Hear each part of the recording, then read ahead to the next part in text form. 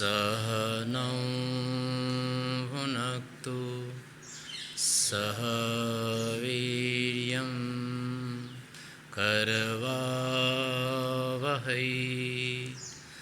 तेजस्विनावधीतमस्तु मा विद्विषावहै। ओम शांति शांति शांति।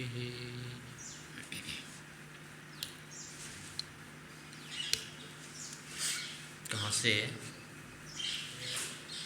एक विषय में भाष्यम माने अन्यस्य 62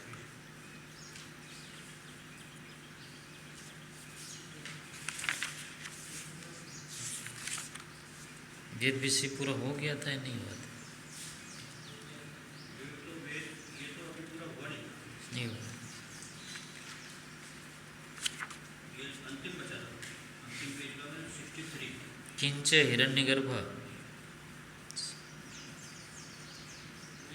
62 नंबर 62 अन्यस्य प्राण व ऋषियो दैत्या। ये यहाँ से अंतिम बचा था। अच्छा, पढ़ लिए थे?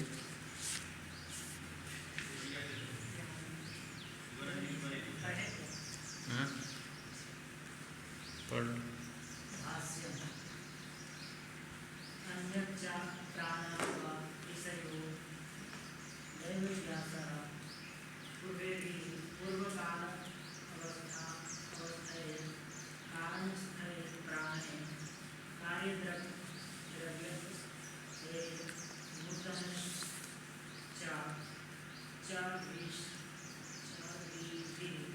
चर्षि भी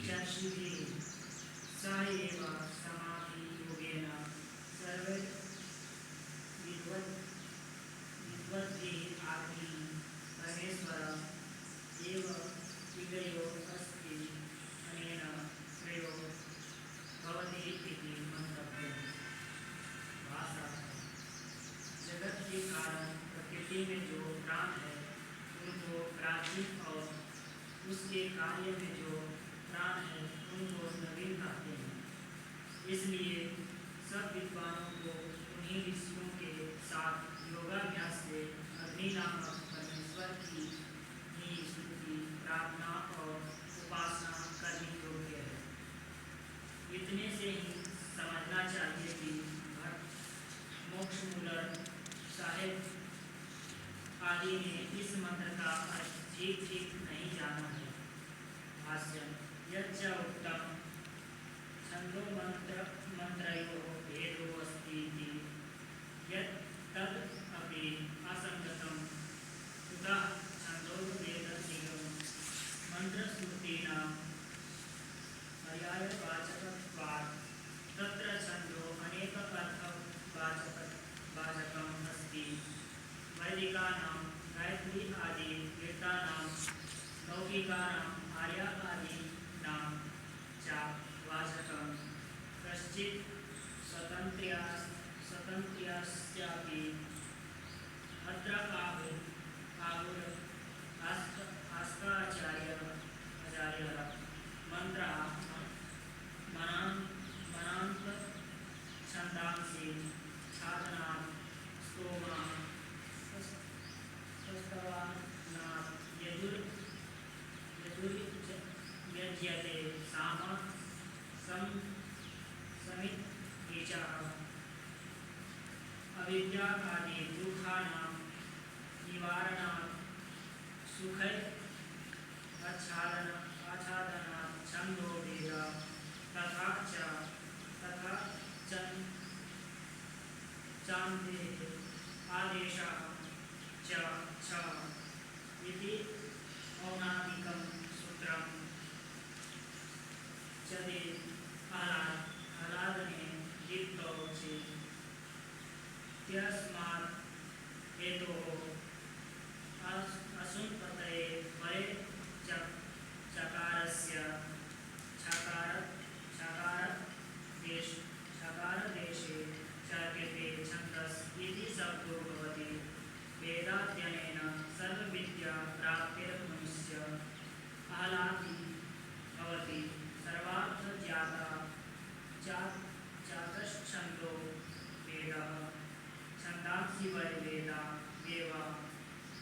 वायुना अधा अधा छंदो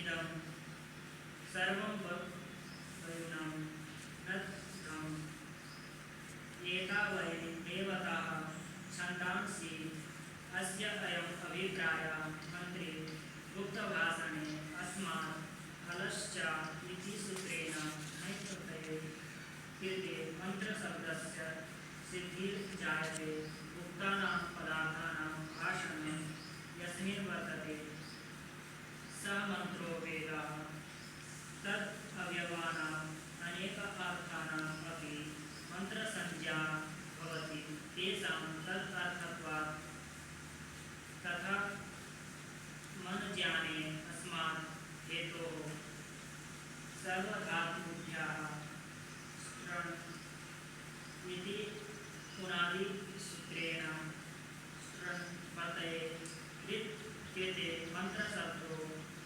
व्युत्पद्यते मन्यन्ते जायन्ते सर्वे मनुष्याः सत्याः पदार्थाः येन यस्मिन् वः सः मन्त्रो वेदः तत् अवयवः अग्निमीडे पुरोहितं नित्यादयो मन्त्राः क्रियन्ते यानि गायत्र्यादीनि छन्दांसि तत् अन्विताः मन्त्राः सर्वार्थयोगत्वात् देवता शब्देन गृह्यन्ते अतश्च छन्दांस्येव देवाः वायुनाथः सर्वक्रियाविद्या निबन्धना छन्दोभिः एव वेदमन्त्रैश्च इदं सर्वं विश्वं वरुणं कर्मादि च ईश्वरेण नष्टं बद्धं कृतम् इति विज्ञेयं येन छन्दसा छन्दोभिर्वा सर्वा विद्याः संवृताः आवृताः सम्यक् स्वीकृताः भवन्ति तस्मात् छन्दांसि वेदाः मनानां मन्त्राश्च इति पर्यायो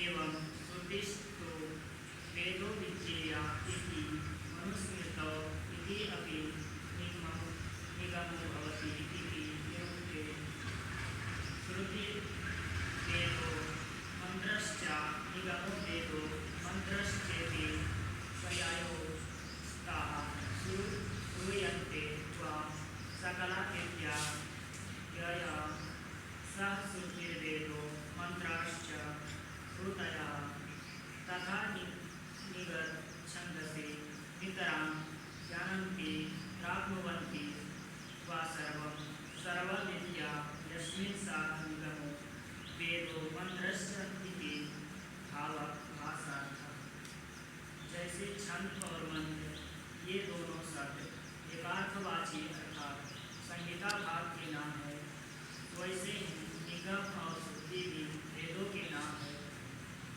वेद होने का कारण केवल अर्थ ही है।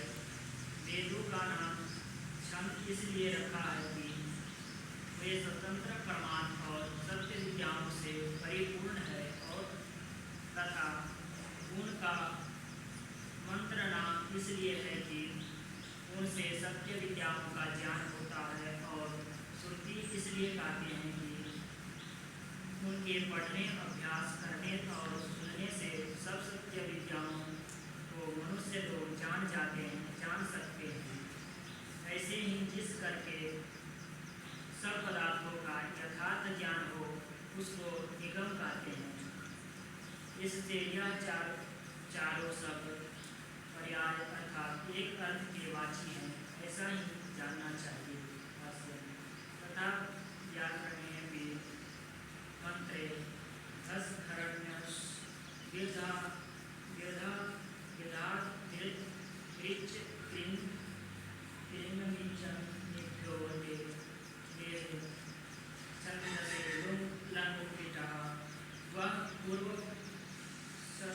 पूर्वस्य निगमे अत्र अपि छन्दो मंत्र निगमाः पर्यायवाचिनः सन्ति।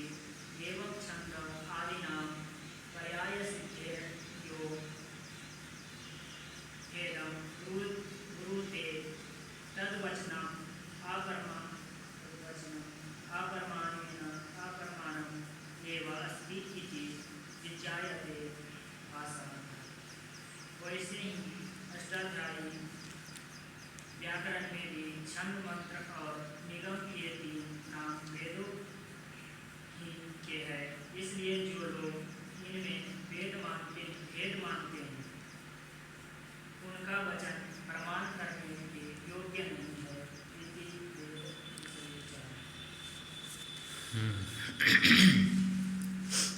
वेद का यानी वेद के क्या विषय हैं, इसका विचार इस प्रकरण में है। तो वेद का जो मुख्य विषय है वो परमात्मा है, ईश्वर है।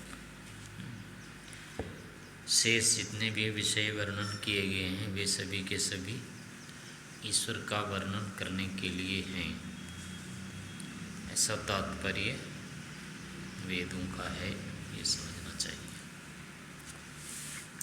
अब इसमें है कि एक बात जो आई थी कि जो मंत्र आदि जो बने हुए हैं वो नए ऋषियों के बनाए हुए हैं, पुराने के नहीं हैं।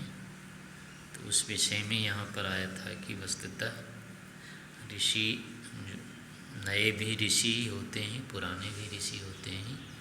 जो पूर्व काल में उत्पन्न हुए वो पुराने ऋषि हैं, नए काल में जो अभी पढ़ा रहे हैं आगे ऋषि बनेंगे, इनको नूतन ऋषि कहते हैं।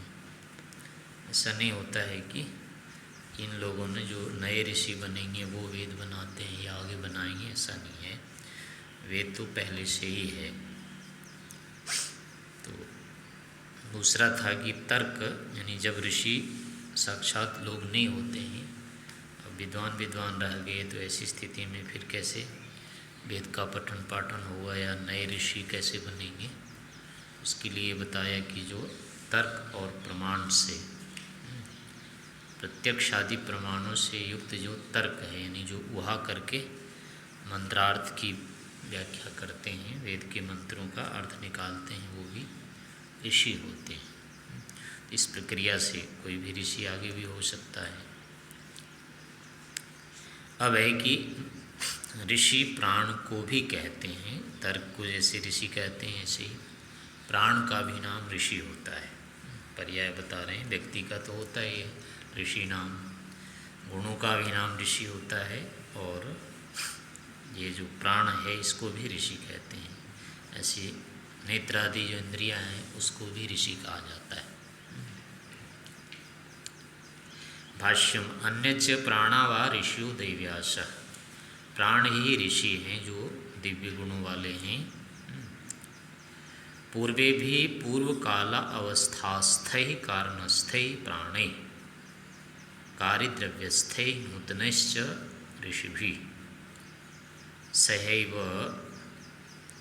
समाधि योगेन सर्वैर्विद्वद्भिः अग्निः परमेश्वरः एव ईड्यः अस्ति इति अनेन श्रेयो भवति इति मंतव्यम। पूर्वे भी अर्थात पूर्व काल अवस्थास्थे, पूर्व काल की अवस्था में स्थित, कारणस्थे प्राणे, कारण के साथ स्थित होने वाला जो प्राण है, और कार्यद्रव्यस्थे, कार्यद्रव्य में जो स्थित हैं, नूतन ही ऋषि भी, नूतन ऋषियों के साथ, पूर्व ऋषियों और नूतन जो नए ऋषि होने वाले हैं, इन ऋषियों के साथ जो विद्वान समाधि योग से सर्वैः विद्वद्भिः, सभी विद्वानों के द्वारा, जो अग्नि अर्थात परमेश्वर ही ईड्य स्तुति करने योग्य है, ध्यान करने योग्य है, ऐसा मानना जो होता है श्रेयः भवति, अच्छा होता है, उच्च होता है, ऐसा मानना जानना चाहिए।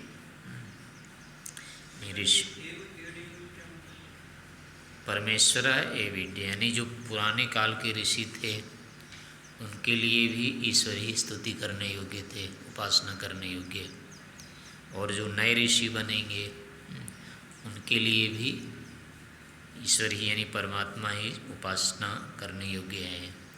और उसके साथ अन्य जो विद्वान हैं उन विद्वानों के लिए भी वही ईश्वर जिसकी उपासना ऋषियों ने की वही ईश्वर उपास्य है, आज भी उपास्य है। तो ऐसा मानना उचित है, श्रेयस्कर है, श्रेय है, ऐसा मानना चाहिए। ना कि नए ऋषियों के ईश्वर अलग हो जाते हैं, पुराने ऋषियों के ईश्वर अलग थे, ऐसा नहीं है। देवता अलग अलग हो जाते हैं, ईश्वर अलग अलग, ऐसा नहीं होता है। एक ही ईश्वर होते हैं और सभी के पूज्य या उपास्य वही होते हैं। दैव्यास ने दिव्य गुण वाले ऋषि, दैव्यास। प्राणावाय ऋषियों दैव्यास, प्राण ही दिव्य गुण वाले ऋषि हैं।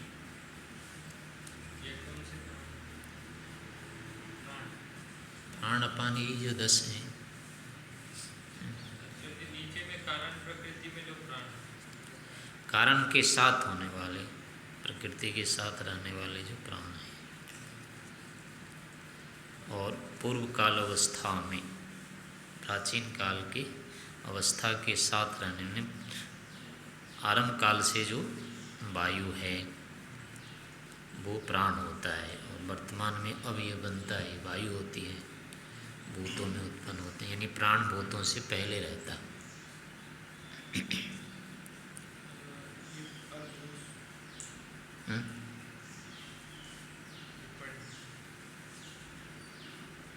ऊपर वाला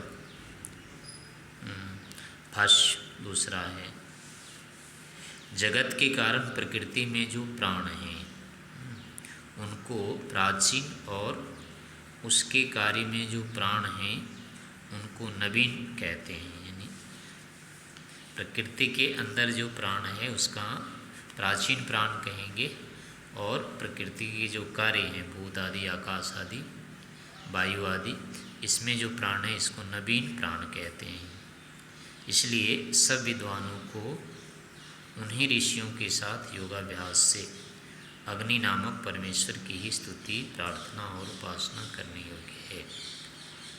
इतने से ही समझना चाहिए कि भट्ट, मोक्षमूलर साहेब आदि ने, यानी मोक्षमूलर आदि विद्वानों ने इस मंत्र का अर्थ ठीक ठीक नहीं जाना है। इसका पूर्वे भी ऋषि भी रेड्य है, नूतने रुता, इस मंत्र का शब्दार्थ हम लोगों ने ठीक नहीं किया है। प्राण की कोई वो नहीं कैसे बन सकता? प्राण का पूरा पूरा भी हमको भी निश्चय नहीं हुआ है, इसके स्वरूप का क्या है। प्रकृति में ही होती है। नहीं, प्रकृति का ही है ये अंश, है तो जड़ ये प्राण। लिख तो रहा है, ऋषि जी लिख रहे हैं, कारण प्रकृति में जो प्राण, प्रकृति में जो प्राण है उनको प्राचीन, और प्रकृति के कार्य में, महातत्व आदि में या शरीर आदि में जो प्राण है उनको नवीन कहते हैं। मन तो प्रकृति से रहा है तो सारे प्रकृति से ही, तो लेकिन दो तरह से बनते हैं, इसका मतलब मूल प्रकृति में अलग होता है। मूल प्रकृति से बनेंगे, मूल प्रकृति में अलग से प्राण तो नहीं रहेगा फिर। माने उसका धर्म होगा ना। हाँ, उसके धर्म ही होंगे, तो ये भी तो प्रकृति के ही धर्म है सारे। बस इतना एक कार्य अवस्था में एक हो जाता है, एक कारण अवस्था में भी रहता है, यानी कारण अवस्था के में भी प्राण रहता है। वो दुख रहते हैं। हाँ, लेकिन इसकी गिनती अलग से नहीं की है। प्राण को जहाँ 25 तत्व जैसे माने ना प्रकृति को, यहाँ से लेकर के सत्रजस्तम साम सम्यावस्था प्रकृति महान, प्रकृति महत्व अहंकार, अहंकारा पंच तन्मात्राणि उभयम इंद्रियम तन्मात्रेभ्य स्थूल भूतानि, तो यहाँ तक 25 गिना दिए। इतने पदार्थ होते हैं, लेकिन इसमें प्राण को नहीं गिना है, लेकिन वो 26वां पदार्थ भी नहीं माना है। अलग से नहीं, ऐसे काल को भी नहीं गिना है।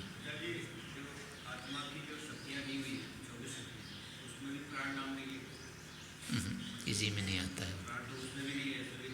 हाँ, इसलिए अलग से कुछ नया तत्व होता हो प्राण, ऐसा तो नहीं है।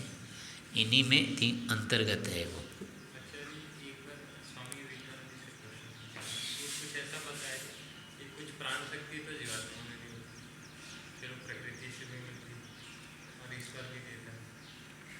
फिर प्राण शक्ति कहने से फिर स्पष्ट नहीं हो रहा है ना।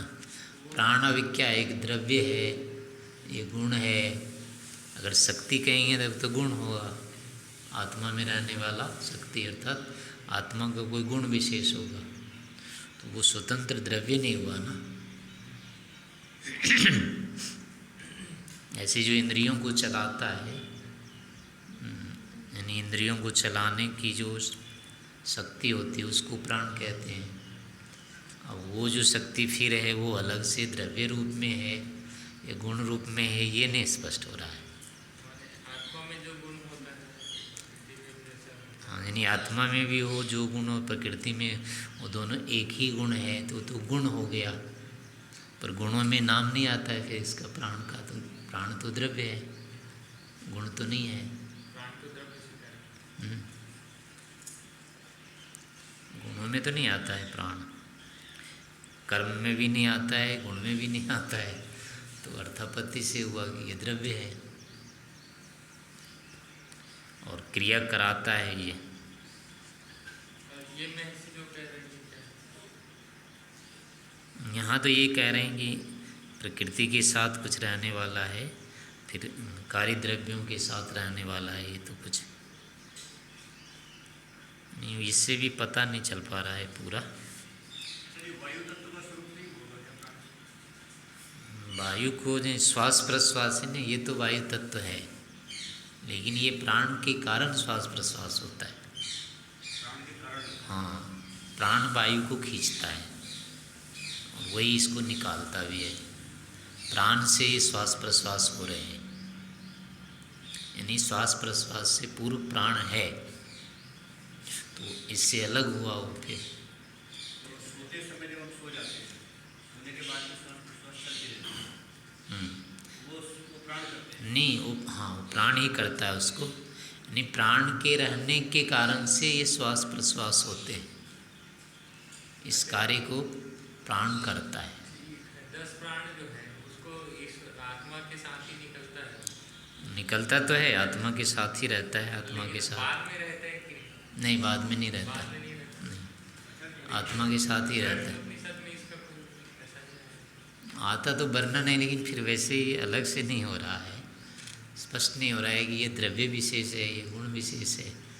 नहीं तो गुणों में गिनती होती है, न द्रव्यों में इसकी गिनती होती है, ना ये इंद्रिय है कोई, पर इंद्रियों को चलाता यही है, प्राणों को प्रकृति से बना ये भी नहीं है। नहीं, ऐसा भी नहीं है। तो इसका अर्थ क्या लेंगे, मैंने 7 अर्थ में लेंगे प्रकृति के जो प्राण, बस प्रकृति अभी तो इतना ही लेना पड़ेगा सामान्य रूप से ही, ये प्रकृति के साथ रहने वाली कोई है चीज़, वो प्राण है। प्रकृति और उसके कार्यों के साथ, मतलब कार्य यानी शरीर में रहता है प्राण, आत्मा के साथ रहता है, आत्मा के साथ आता है, आत्मा के साथ जाता है। और ईश्वर अलग से देते हैं। अलग से नहीं रहता है, नहीं, ईश्वर अलग से देते हैं। जोड़ते होंगे ना तो। कोई अलग होता है तो उसकी चर्चा तो होती है। प्राण को चलाता आत्मा है। ऐसे प्राण वायु को भी कहा है, सांख्य में तो कहा है वायवस्था प्राण पंच,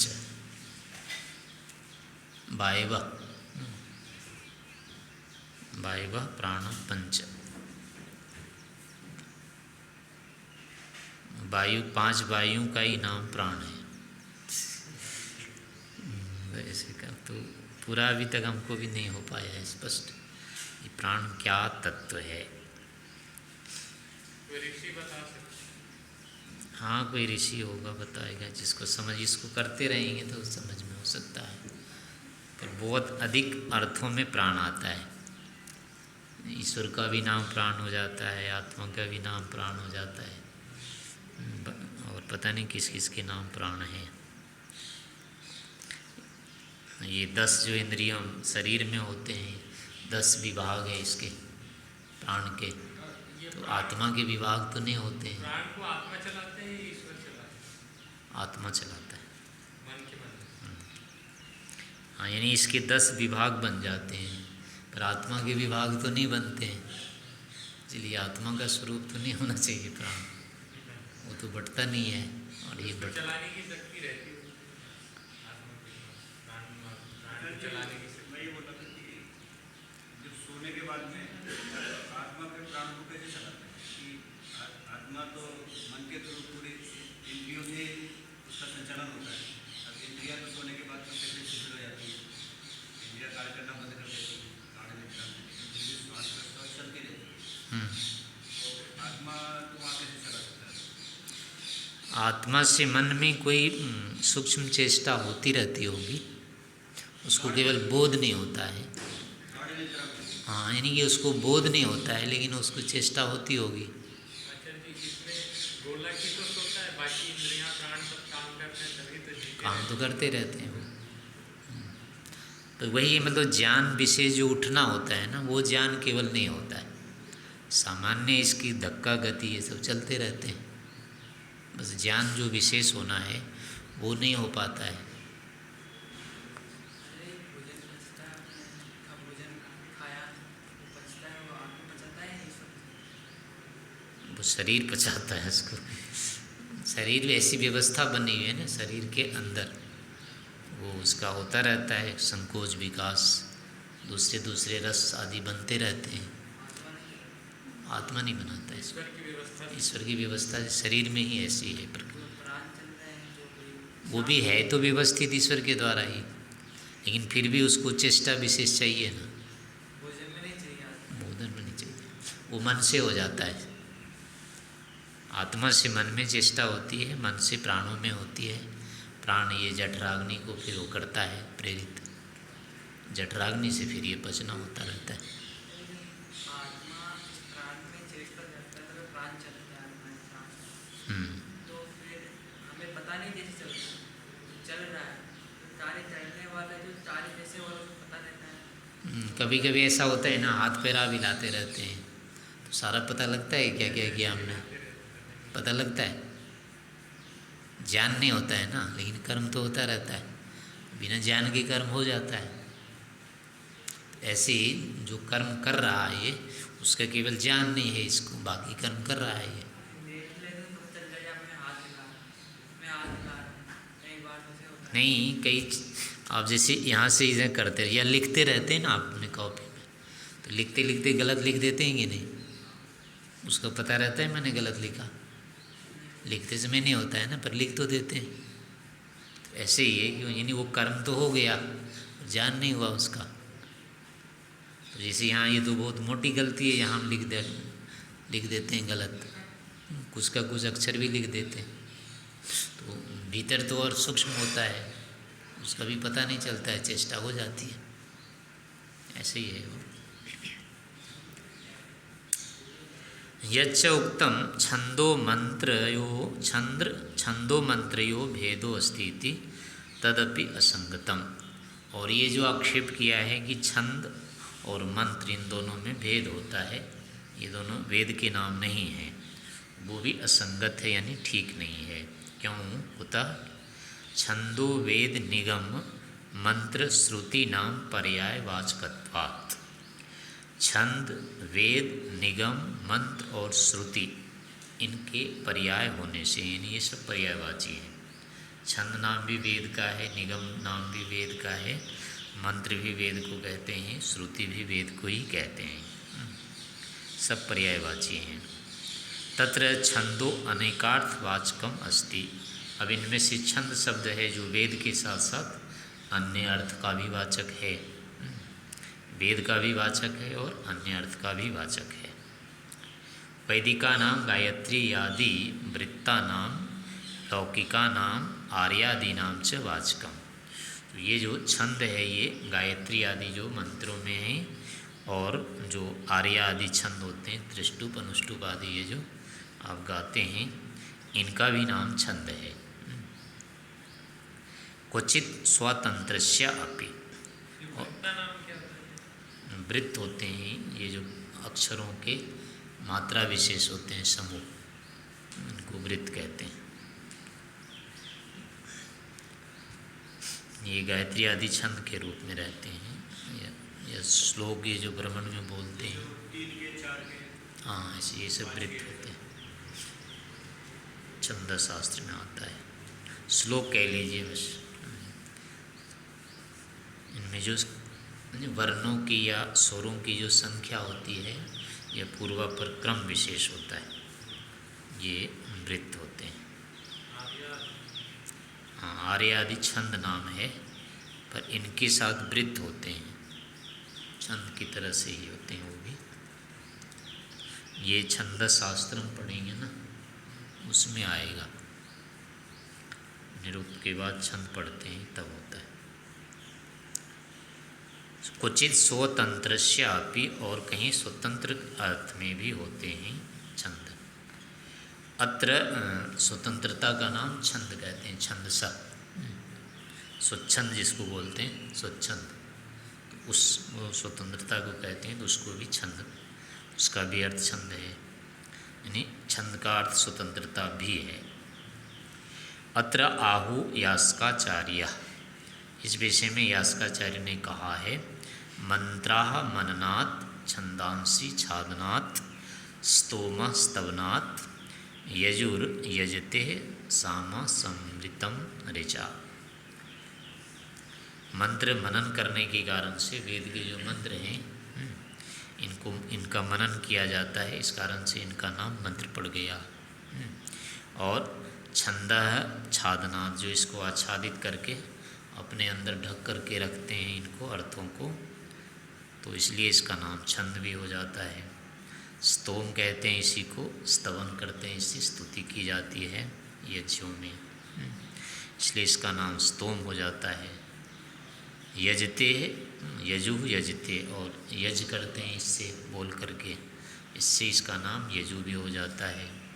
और सम्मितम ऋचा, जो सामा सम्मितम, जो सम्मिलित रूप में यानी गान के रूप में जो किए जाते हैं वो साम हो जाते हैं, और ये सारी की सारी ऋचाएँ ही होती है। अविद्यादि दुखानां निवारणात् सुख ही आच्छादनात् छंदो वेद। अब उसका अर्थ फिर से कर रहे हैं कि अविद्या आदि दुखों का निवारण करने से और सुखों से आच्छादित करने से वेद का नाम छंद होता है। यानी वेद जो है अविद्या आदि को दूर करता है और सुख से आपूरित करता है, इसलिए वेद का नाम छंद हो जाता है। और ये बनता कैसे है? तथा चंदेर आदेश छ चदि आह्लादन दीप्तो, चदि आह्लादन यही धातु, इस धातु से आदि को छ हो जाता है, तो छ के स्थान में छ होने से ये छंद बन जाता है। छदि धातु से बनता है ये छंद। इति औड़ादिकम सूत्रम, ये औड़ादि गण का सूत्र है। चदि आह्लादने दीप्तो च, ये धातु है। इति अस्मात् धातु असुन प्रत्यये परे चकार से छकारादेशे च कृते छंदस शब्दों भवति। ये छंदस शब्द की सिद्धि बता रहे हैं। चदि आह्लादने दीप्तो धातु है और इससे असुन प्रत्यय होता है, असुन का अस बचेगा, तो चंद हो गया और अस हो गया। और इकार के कारण से क्या होता है, इसमें नकार आ जाता है तो चंद बन जाता है। चंद से अस जोड़ेंगे तो चंदस बन गया, और चंदस को फिर आदि चकार को छ होने से छंदस बन जाता है। तो इस तरह से इसकी सिद्धि होती है। वेदाध्ययनेन सर्व विद्या प्राप्ते मनुष्य आह्लादी भवति। वेद के अध्ययन से सभी विद्याओं की प्राप्ति होती है, उससे मनुष्य क्या होता है? आह्लादित, आनंदित होता है। सर्वार्थ ज्ञाता च अतः, और इससे सभी अर्थों का जानने वाला हो जाता है। इस कारण से अब जानने वाला जब सब अर्थों को जानता है तो जिसको जो भी बाधाएं होती है उसकी हट जाती है, वो स्वतंत्र भी हो जाता है। तो इस कारण से स्वतंत्र कराने से भी इसका नाम छंद होता है। वेद का नाम छंद हो जाता है।